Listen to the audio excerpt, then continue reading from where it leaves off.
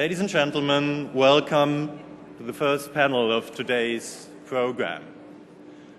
How can cities across the world learn from each other? Please take your seats and start now. We've heard it in the opening remarks. The challenges that cities face today and in the near future are numerous. The pace of urbanization is unprecedented. In order to accommodate the urban population that will move into cities in the future, a new city of the size of Greater London would need to be built every month over the next 40 years. That's a challenge. That's the challenge we have to face. And the need for investment into infrastructure, into housing, into roads, energy supply, and healthcare is enormous. At the same time, cities need to constantly upgrade and retrofit the existing infrastructure, the existing city of today, in order to keep aging infrastructure up to date and make it more efficient. In order to cope with these challenges, cities cannot reinvent the wheel over and over again. They must learn from each other, they must adopt existing best practice. And they need to have a long-term view of where their city will go in the future, since all the decisions that are being made today and the infrastructure that is being built today will determine the city in 50 years from now. We have three highly knowledgeable experts here on the panel to give us insights into these topics. I would like to welcome again Dr. Joan Clos, Executive Director of UN Habitat. We have Dr. Roland Busch, CEO of the Infrastructure and Cities sector of Siemens AG. And we have Paulo Stark, President and CEO of Siemens Brazil. Our first speaker is Dr. Roland Busch. Dr. Busch is responsible for Siemens' newly created Infrastructure and Cities sector on the management board of Siemens.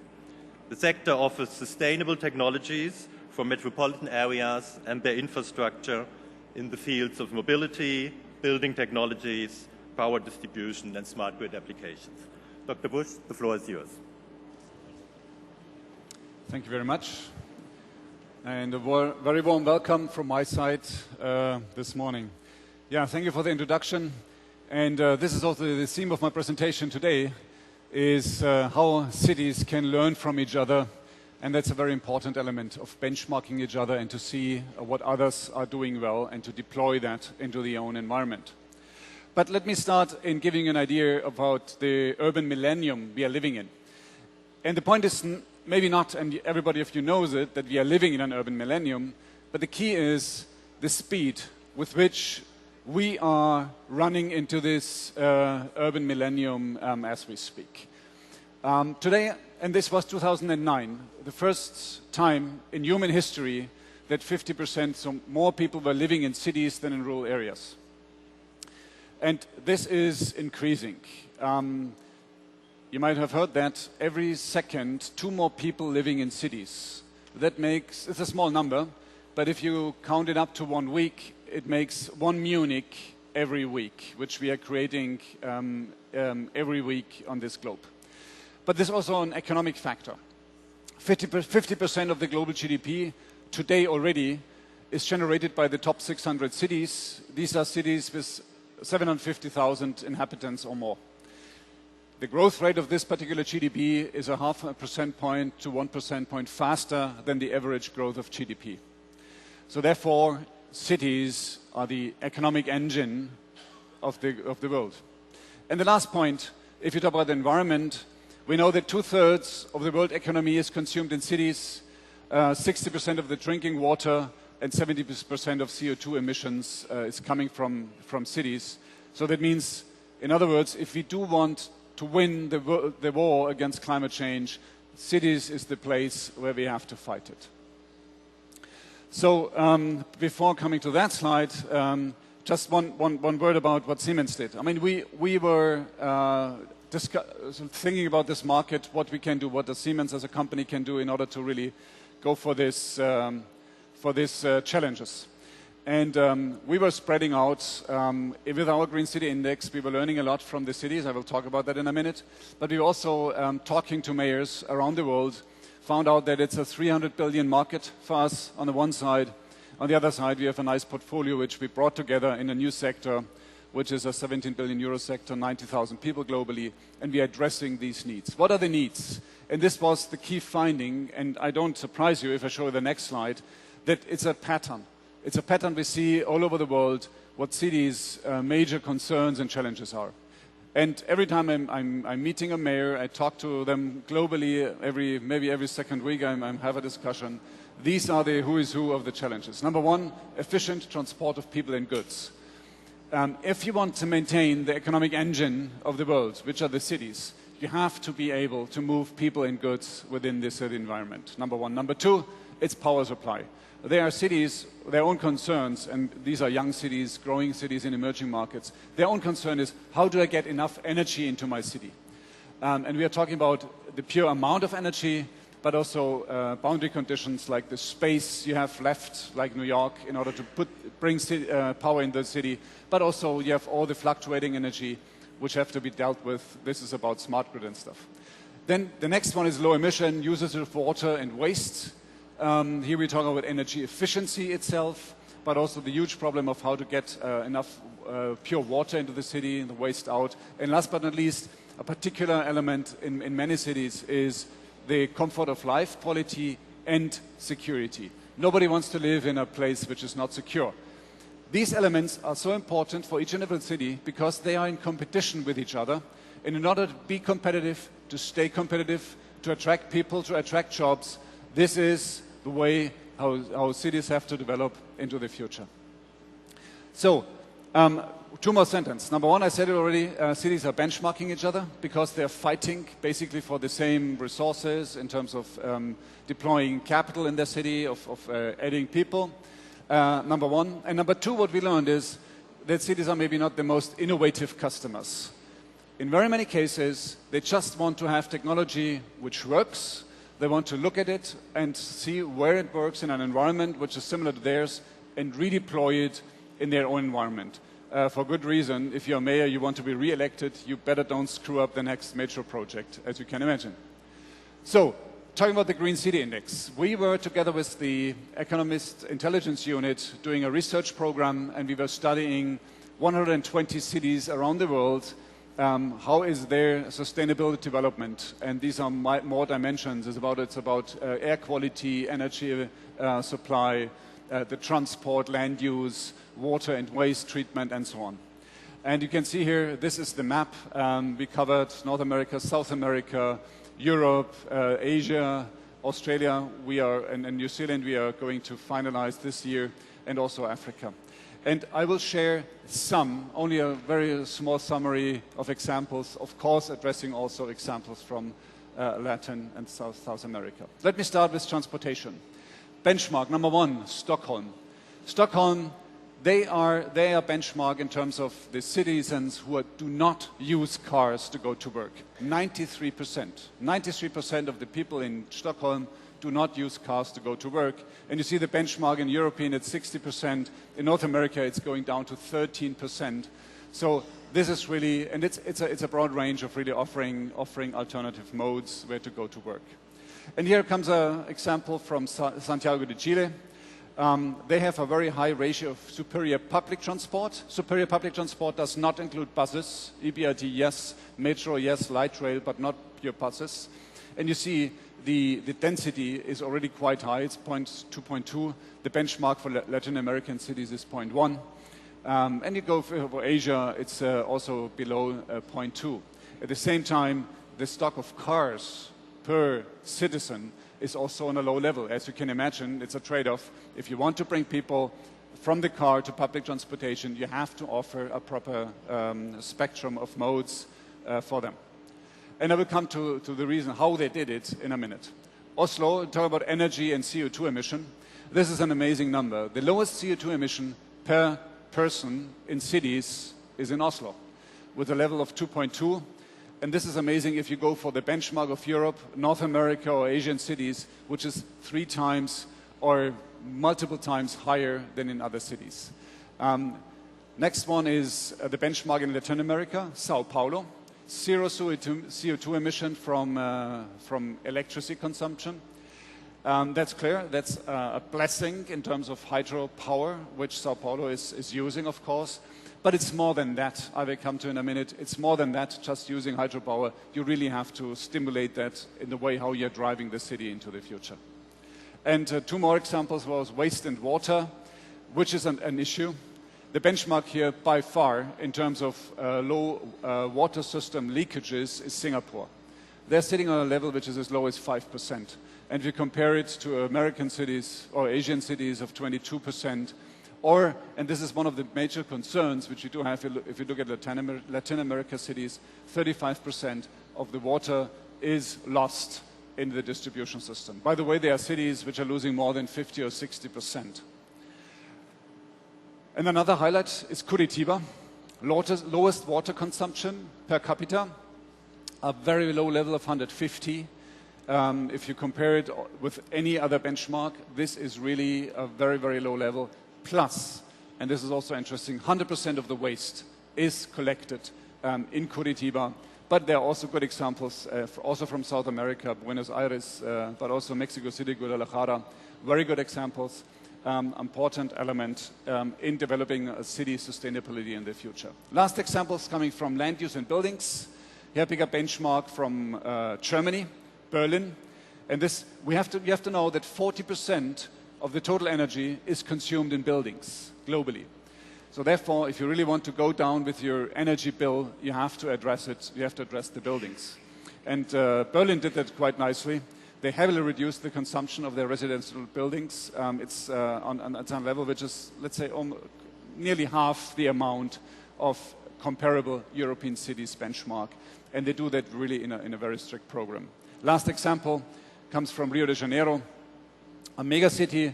I found out that meanwhile, including the environment, there's 9 to 10 million people living in Rio de Janeiro. But despite this high density of people, you do have the largest green space amongst all the benchmarks. And if you look at other examples like Mexico City, Shanghai, this is really a very, very high level. It doesn't come by chance, and I explain it to you on this next slide. If you look at Rio de Janeiro, this is really a plan. It's a master plan behind. A master plan on land use and eco-buildings policies. A plan how to protect the urban forest and at the same time also to stimulate the people to develop their environment. In this case, the marvelous Parte project, to stimulate the people to develop a certain environment in the city moving forward in terms of residential as well as commercial areas. On the other side, how was Curitiba reaching the benchmark in terms of water and waste? Again, it's a master plan behind, executed over the years. The first of the Brazilian cities was shutting down the rubbish dump and really collecting waste. It's going back to the 80s. Collect of 100% waste. The launch of a recycling program. The purchase of garbage initiative.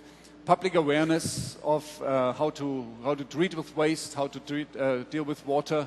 So this is a master plan which is running for years and years, and this brings the city slowly but steadily really to a benchmark level amongst all the others. Last examples coming from Santiago de Chile on transport. Santiago de Chile is working, as Sao Paulo does, by the way, over the years on their transport system. They have a bus rapid transport system.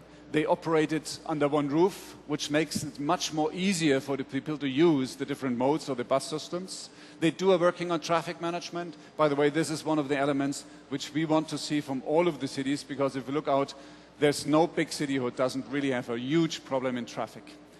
And last but not least, the expansion of the metro. They started as early as 1975 and continuously expanded it.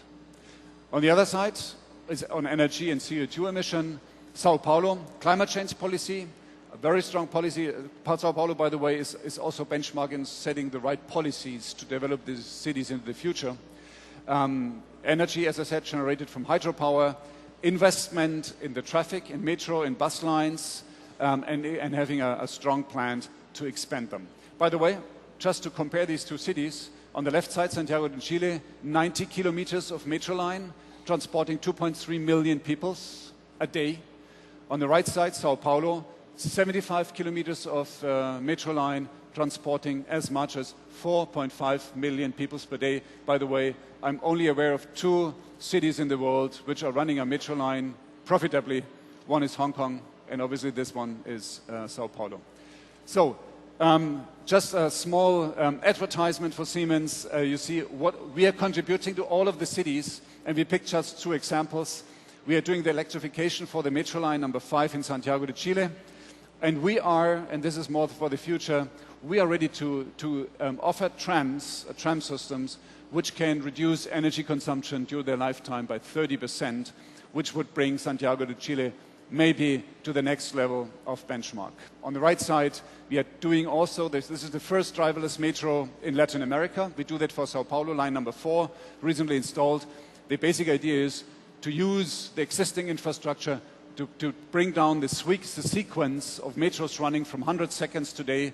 We can bring it down as low as 75 seconds, which increases without huge investment the capacity, and this is exactly what Sao Paulo is looking for. But you're also taking care for the power supply. This is a very innovative system, which is a 3-level power supply, not only supplying the city itself, but also the environment. To conclude, so how can cities be successful, and what do they have to do? And there are 5 elements. Number 1, a holistic approach. You need a strong mayor, a mayor with a vision, a mayor who is really clear on a long-term planning, and who's not, and when I'm saying holistic approach, he's not addressing this problem and followed by another one. It really has to be a comprehensive and holistic approach to tackle the problems a city is challenging. This goes without saying that this means eliminating the silo thinking. It's not good that you say you have a traffic management on the one side, another one running the bus system, and the next one running the metro system. This is all about intermodal management, but also the energy has to go into the thinking of this plan. So it's really about eliminating the silo thinking. Civic engagement, you have to get your end customers on board as early as possible. And last but not least, benchmarking, not reinventing the wheel again, looking what others did and try to deploy it as good as possible to your own city. Second one, wealth is important. Of course, you have to have the money. But at the beginning, in the early stage, the right policy is really a big driver. And I'm saying that because we found out that there are some cities who are below the average income per capita, but they are benchmarked still. And this is because they choose the right policy in the right way. So it's not always about pure money. The right technology and the right technology partners. We are strongly advocating. Then this is not a one night stand and saying that you're just going there and you buy some technology. You're better off if a city chooses partnerships and really makes a long-term planning for the next 3, 4, 5, 10 years. The successful cities do that, and they work consistently with their strong partners to develop their city. Number 4, financing. There are solutions in place which are cost-efficient solutions, which have payback times of 2 or 3 years, exchanging lighting in public buildings, building automation. This has a payback of 2 to 3 years, which reduces the energy bill at the same time.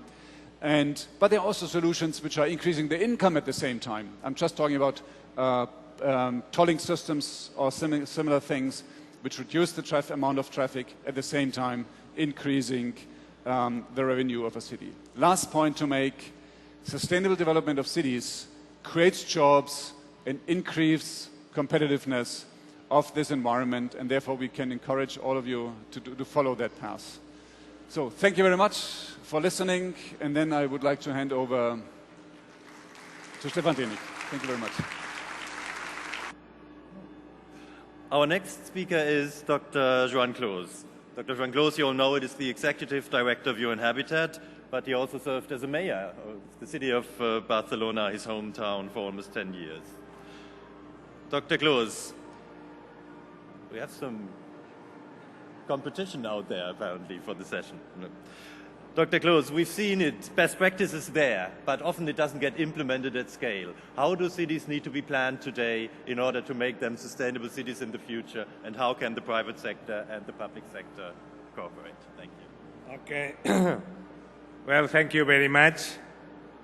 It seems that it's a party nearby, but I will talk louder in order that we can communicate. Thank you for inviting me to comment on these issues that we are talking about, the future of urbanization. You know, there's different projections of what is going to happen in urbanization in the next 30 years.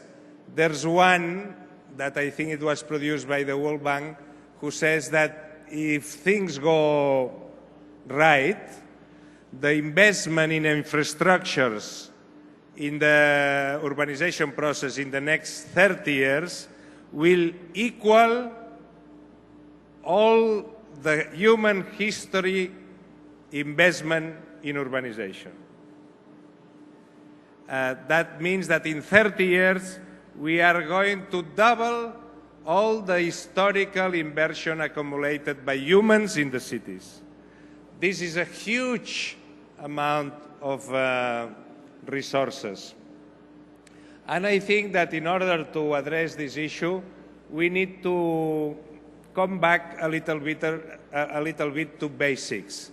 We need to make the effort to rethink about urbanization, about what is urbanization, what is driving urbanization, and how can we manage the urbanization in order to get out of this huge human effort that we will put there in form of investment, how this huge effort can be done in the most productive way.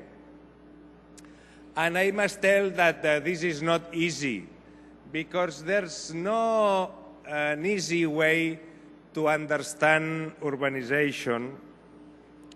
Urbanization is like football. Everybody believes that he knows a lot about football, but only some very good trainers, they can manage a successful team, okay? That requires then urbanization. As we live every day in cities, we tend to think that we know immediately, by instinct, what urbanization is. And this is not the case. Let me just point some basic issues that sometimes they are shocking. My first point is that urbanization is development. And that means that urbanization generates development. Urbanization is a source of wealth, not an outcome of wealth. It's also an outcome, but it's much more important that it's a source of development. And, you know, we are saying the world is going to grow. Your figures in one of your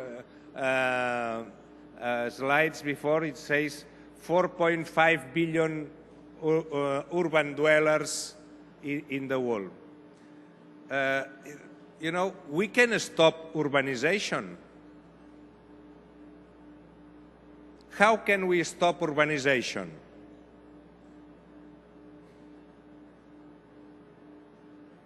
Stopping development.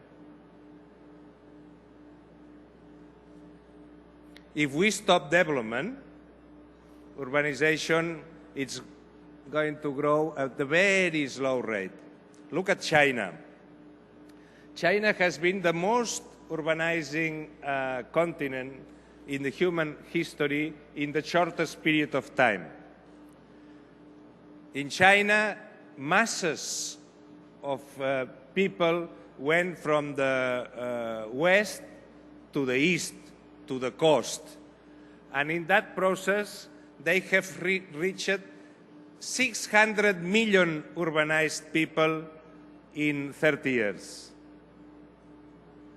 But why this urbanization has happened? Because development has happened. Okay? If China would have chosen a non-development policy, China will not have suffered this process of not suffer. They will not, gain it, this process of urbanization. Some people, they quite don't see why is Africa urbanizing if they are not industrializing. Why? Why Africa is urbanizing, but they are not increasing in industrialization yet?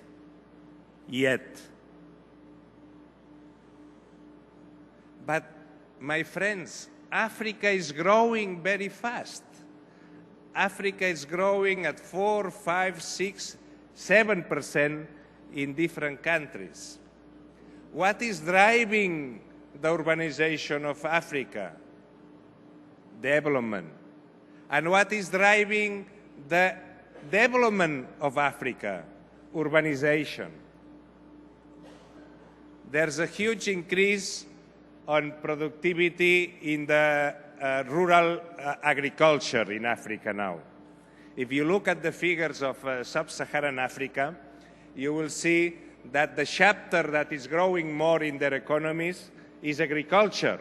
Agriculture productivity is increasing in the field, and also mining, extractive economies. This is what is driving the African growth. And what happens when agriculture productivity increases? People move to the cities. And this has been the case in all human history.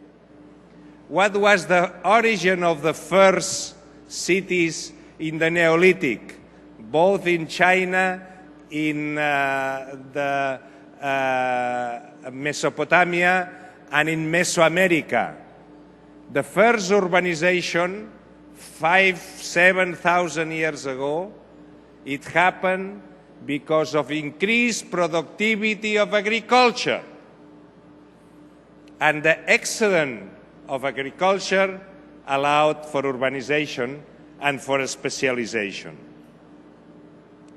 Then, urbanization is development. Second,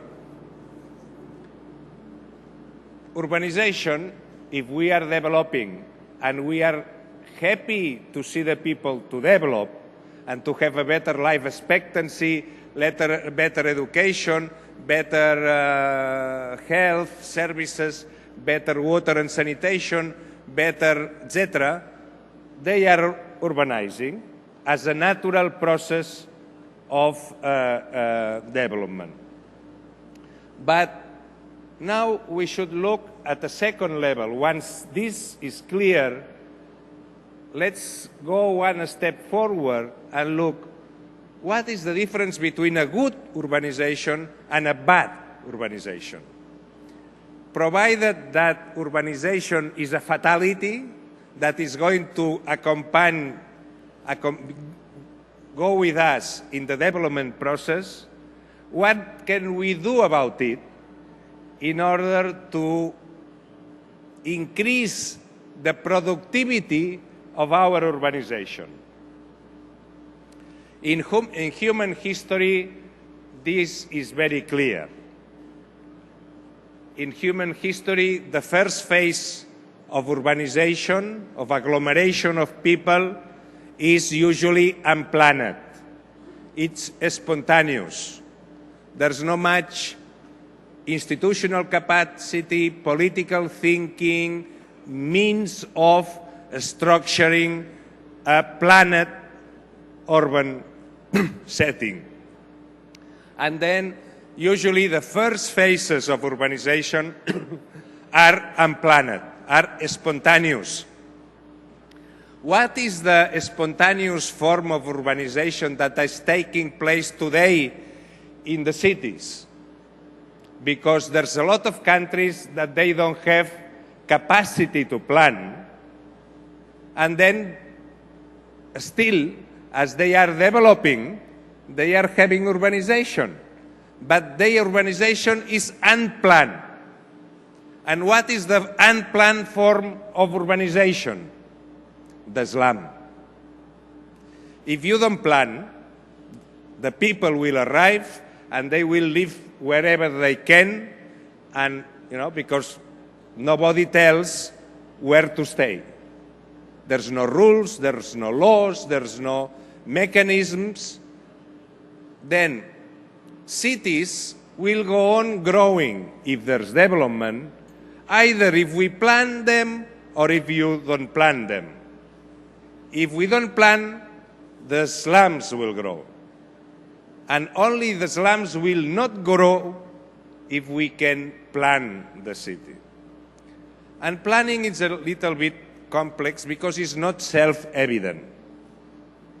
In a planned city, like the cities that you can imagine, Paris, London, or Shanghai, or whatever, what would be your guess about how much of the land is allocated to the street?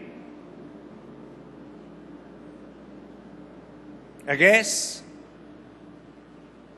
A normal planned city in the developed world, how much of the land is allocated to the street? 10, 20, 30, 40? 20, okay. No, you are wrong. It's 30. The minimum is 30. But now we have done a photo satellite of slums all over the world. And we have measured the share of the land which is allocated to the pathways and roads.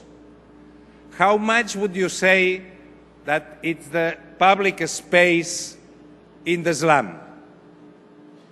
In the planned city, it's about 30%. In the slum, 5. 1. In the slums of the world, the average size of the land allocated to the public space is 2.3. Okay? That means that if we humans urbanize spontaneously, we choose to allocate 2% of the land to the pathways. But if we plan the city, you allocate 30%. Then the chaps from Siemens, they arrive there and they offer you, we are going to invest on a metro in your city. And if you have 2% of the land allocated to the street, where do you put the metro? And then there's another company which comes and says, okay, we want to install you a drainage system. Where are we putting the drainage system if we have only 2% of the land allocated to the street? And then another company comes and says, I'm going to sell you electric cars. Where can we put the electric cars if we don't have the street? We have done another satellite study in the development mega capitals of the city, which are under $5,000 per capita.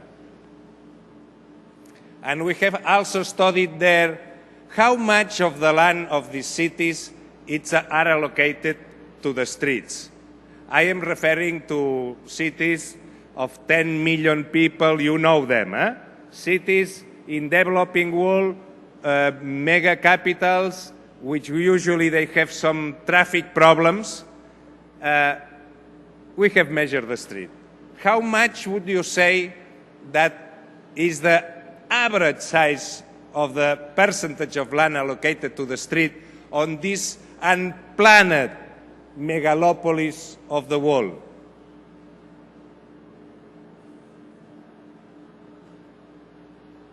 9%. Are you surprised that they are collapsed?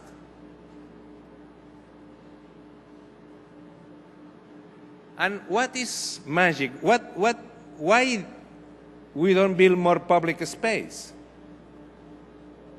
Well, this is a very interesting question. Why we don't build more public space if 30, if 35, 40% is required? Well, this is a question of political and institutional capacity.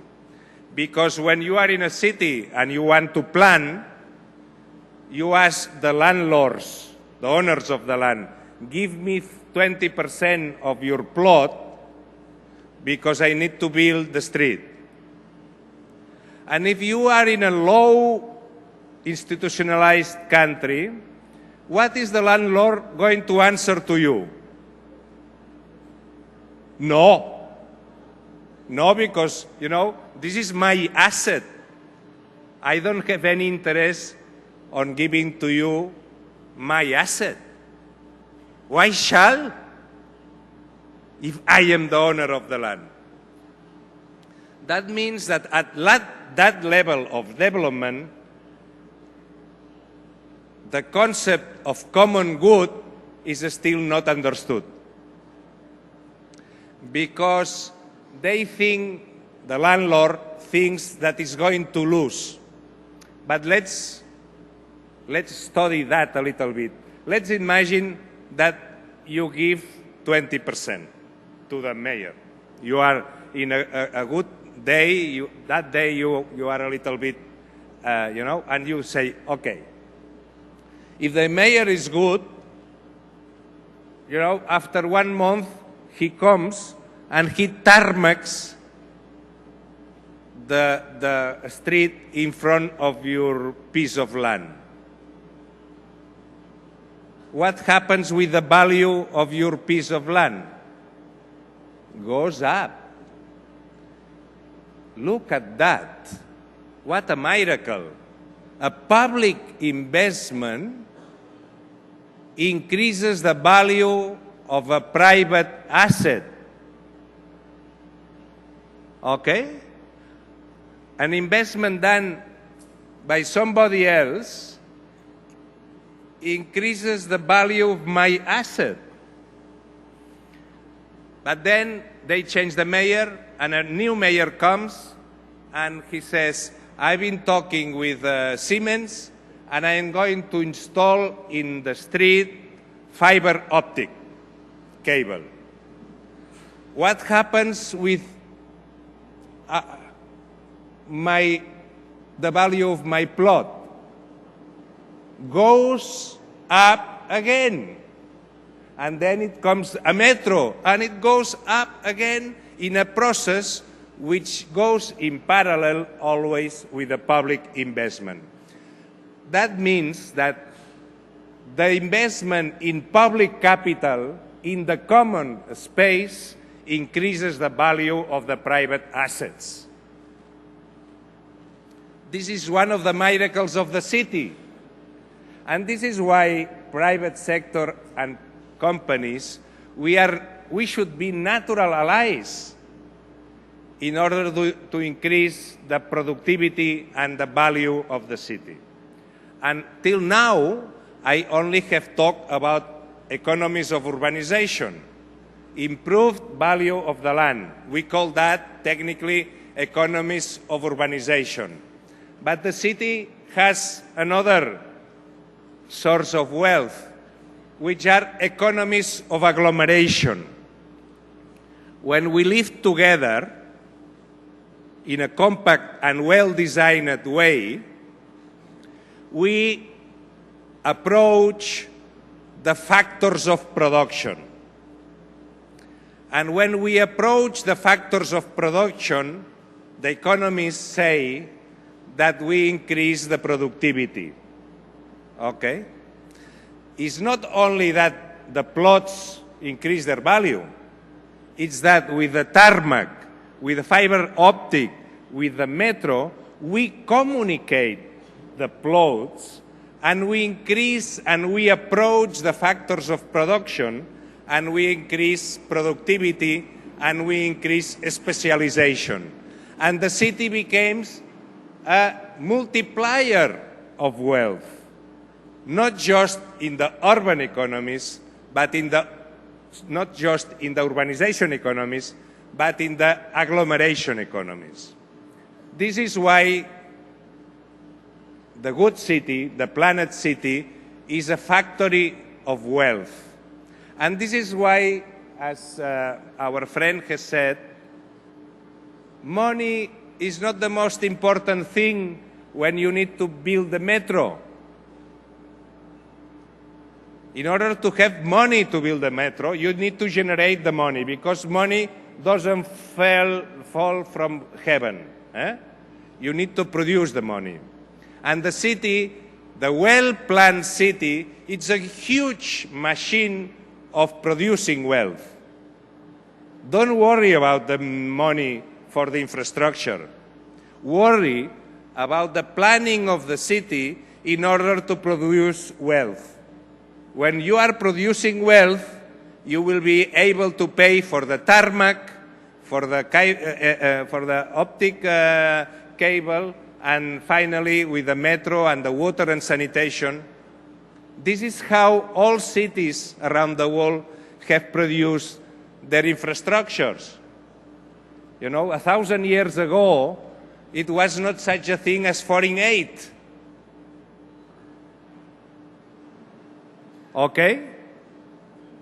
What was there was the institutional capacity to order the space in the city in order to increase the capacity of the city to generate wealth. And this is what is urbanization, and this is what urban planning. The pity is that if you don't plan, you don't generate the wealth. Because the spontaneous way of planning for humans is allocate only 2% to the public space. And this is not a productive city. Of course, the slums can produce a little bit, and they are important, and there's enough livelihood for a lot of people in the slums. There's probably, well, I don't deny that. But if we want to scale up that, we need to do the proper and formal urban planning. And this is not easy, because you need to make the people to understand what a common good is. That, you know, giving up something to the community is not bad for your interest. It's good for your assets. And this is not self-evident. And this is why urbanization is culture, urbanization is knowledge, urbanization is consensus, urbanization is institutional capacity, urbanization is fairness, because you cannot give and your neighbor does not give. You need to put together the community. Then urbanization becomes a collective exercise, and in that sense, a political one, in the best sense of politics. You know, the polis, the city. Well, I think that we need to go back to basics to recapitulate what urban planning is and to reinvent urban planning for the needs of the 21st century. Thank you very much.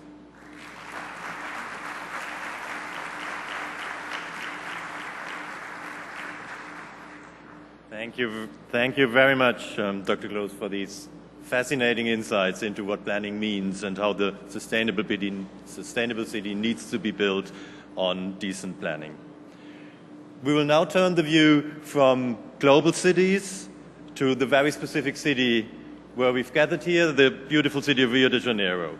Rio, one of the mega cities of Latin America, one of the most fascinating cities on the globe, at the same time a city that poses enormous challenges in terms of transportation, informal settlements, security, environmental protection.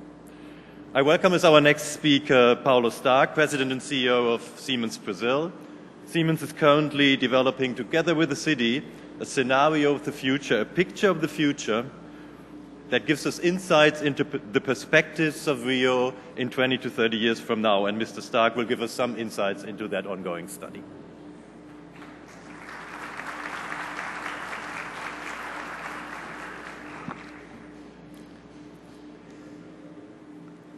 Dear Mr. Executive Director of UN Habitat, Johan Kloos, ladies and gentlemen, good morning to everybody. I'm here now to talk about planning urbanization in the example of Rio de Janeiro, which is a city that is already one of the most iconic and vibrant cities in the world, and which has the potential to become even more creative, livable, wealthy and equitable. This is the vision drawn from the study Pictures of the Future, Rio 2030. A future building scenario, an exclusive study that Siemens is doing for the first time in the world, together and in close cooperation with the city of Rio de Janeiro and a number of important opinion makers and opinion leaders and experts in very different domains. Rio 2030 is more than a vision. It is intended to be a mid and long-term roadmap for the city development that shows how we can make this vision become true by implementing specific approaches and solutions to overcome the challenges that lie ahead. So today I'm going to share with you the very first insights of this study, which will be presented in full by November of this year. The magic recipe is to combine the right public policies with the right technologies under a powerful alliance that will transform Rio in the truly wonderful and sustainable city that we want it to be.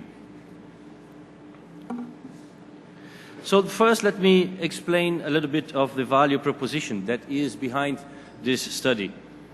The Pictures of the Future study, Rio 2030, is based on the analysis of trends and drivers that might strongly impact the future of the city over the next 20 years.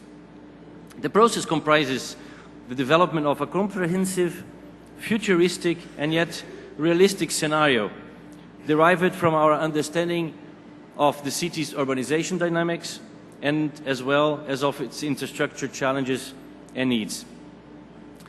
The scenarios are captured in form of pictures and later validated by conducting interviews with key opinion leaders and specialists.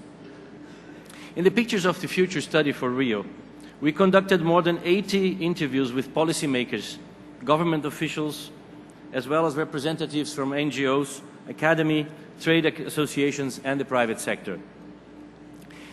In its later stage, selected future concepts like systems, solutions, services and enablers that will be necessary for accomplishing the proposed scenarios will be derived from these scenarios and will be described in more details.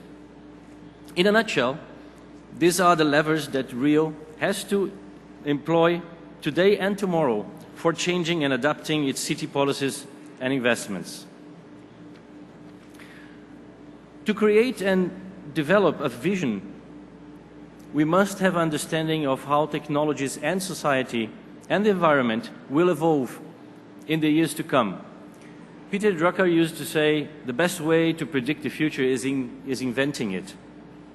And in this sense, the project Pictures of the Future 2030 incorporates the same scenario planning and strategic foresight methodology that Siemens, one of the most innovative companies, created for strategic development of its future technologies. It is a multi-stage research technology based on two opposing complementary approaches: extrapolation from today's technologies and retropolation from tomorrow's visions. In the extrapolation, we project the roadmaps aiming to describe how existing technologies today will evolve into the future in areas like power generation, healthcare, industrial development, infrastructure solutions, communications, to mention only a few examples. Based on this understanding, we project ourselves towards the future and try to place ourselves 20 to 30 years ahead now. And we describe how do we want this future to look like in a broad scale of domains, like social, political structures, economic, environmental considerations, technological trends, customer, competitor, suppliers' behaviors. In other words, how we will live as individuals and how will our society look like in the future. All in all, the Pictures of the Future methodology consists in a simple yet powerful process that is capable of streamlining our strategies and efforts towards a coherent vision of the future, showing not only how it will be, but also the way to get there. In this pre-launch today, we share a selection of the first insights which will be completed when the study is finished in November. Before jumping into the pictures, the first challenge was to define where the people of Rio place the main priorities. Education, security, and healthcare are the areas that represent the main challenges. These priorities might very likely be the same also for other megacities in the world.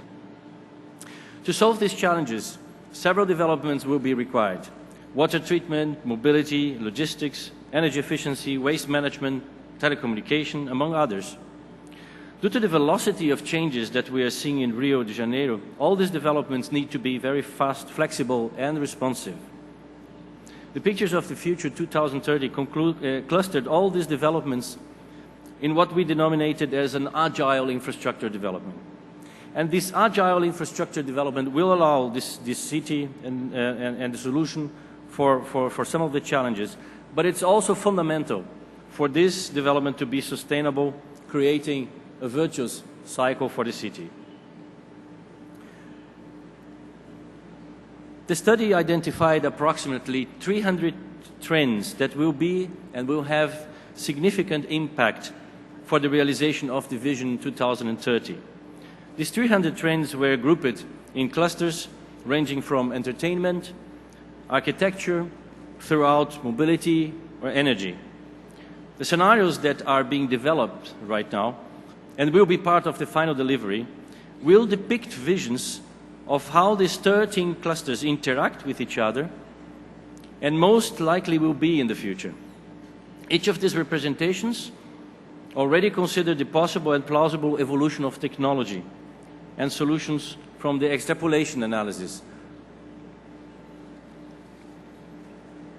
These snapshots could be part of a larger picture. In this larger picture, Rio manages to leverage its full potential, becoming a sustainable and innovative city. Combining its unique geographical location and touristic attractiveness with a creative and innovative industry and services, efficiently interconnected to each other and also with other important centers, this could make from Rio a natural gateway to Latin America. In this vision, Rio will be a center for innovation and creative development in fields like environmental technologies, film industry, fashion, oil and gas, healthcare, also among others. Rio and São Paulo will be more connected than ever and will form the wealth engine of the Southern Hemisphere, complementing each other into an integrated body. Daily commuting between Rio and São Paulo will be increasingly common and efficient. Top-notch research and development, as well as top universities, will put the city on the world map of excellence in innovation, both in the high end as well as more frugal, more affordable product solutions. Commuting every day takes today several hours and will take much less than an hour in the future for all the inhabitants, thanks to a fast, flexible, responsive mobility system. Multimodality technologies and an intelligent traffic management based on real-time traffic and weather forecast will grant significantly improved quality of life for every citizen, easing access to work and life places will enable social inclusion of the populations that are seated far from the center of the city. In another scenario, what we call today as waste will be seen as a resource and as a source of income. Recycling will be a business model for many. Today, wastewater in many parts of the city remains untreated and pollutes the city and its surroundings. in the future, all waters of Rio will be treated by decentralized water treatment systems. New actors will contribute for a balanced and sustainable energy matrix, distributed power supply through microgrids, for instance, solar power or waste to power, will complement the supply from centralized power generation from hydro and wind power generation. Smart buildings, including offices, shopping malls, industries and manufacturing, will reduce energy inefficiency that today represents more than 100 terawatt-hour in Brazil, more than the entire production of Itaipu in the year of 2011. The Cariocas that enjoy going to the beach in 2012 will continue to do so in the future. They will never change. But in the future, there will be more walkable areas, better prepared to the population that will become older and also more inclusive for people with disabilities. In the next steps of the study, we will work together with the contributors, developing answers on how to help the city to get to this vision. Which technologies are necessary, what kind of policies will foster the sustainable development, and which resources will be needed and where they will come from. All in all, how we can, together, the private sector, the public sector, academia, NGOs, and the society in general, act together now to make it happen tomorrow. When we started this project, we were expecting to be able to leave a legacy for Rio, which could serve as unique guidance for urban planners and policymakers. Now we are confident that this goal is much closer, thanks to the excellent support and participation we received from all the contributors. So therefore, my special thanks to all of those that participated up to now, and my invitation to even more people to have an active participation until we close this study to the end of November.